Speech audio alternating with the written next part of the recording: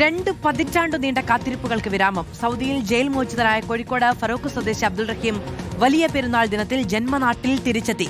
പുലർച്ചെ റിയാദിൽ നിന്നുള്ള എയർ ഇന്ത്യ വിമാനത്തിലാണ് കരിപ്പൂർ വിമാനത്താവളത്തിലെത്തിയത്. എല്ലാ മലയാളികൾക്കും റിപ്പോർട്ടർ TV കോഫി വിത്ത് അരുണിൽ റഹീം നന്ദി അറിയിച്ചു. കൃത്യം 7:35 തന്നെ റഹീമിന്റെ പ്രതീക്ഷകൾ കരിപ്പൂരിൽ പറന്നിറങ്ങി. നിറകണ്ണുകളോടെ വിമാനത്താവളത്തിൽ നിന്ന് റഹീം പുറത്തേക്കിറങ്ങി. കൂടെ നിയമസഹായ സമിതി ഭാരവാഹികളും PMA സമീർ MLAയും. എല്ലാവർക്കും നന്ദിയുണ്ടെന്ന് റഹീമിന്റെ ആദ്യ പ്രതികരണം.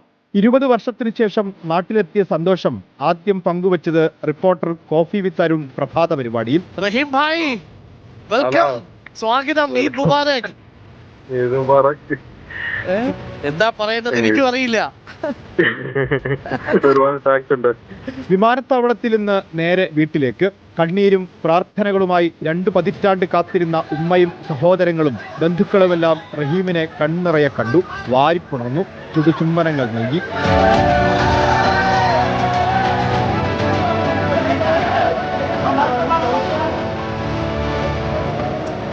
ലോക മലയാളികൾ ഹൃദയം തുറന്ന് പ്രാർത്ഥിച്ചതിന്റെയും സഹായിച്ചതിന്റെയും സമ്മാനമാണ് റഹീമിനും ഉമ്മാക്കും ഈ വലിയ പെരുന്നാൾ. വീട്ടിലേക്ക് വല്ലപ്പോഴും വിളിക്കുക, 15 മിനിറ്റ് സമയം ഒരു ദിവസം കിട്ടാറ്.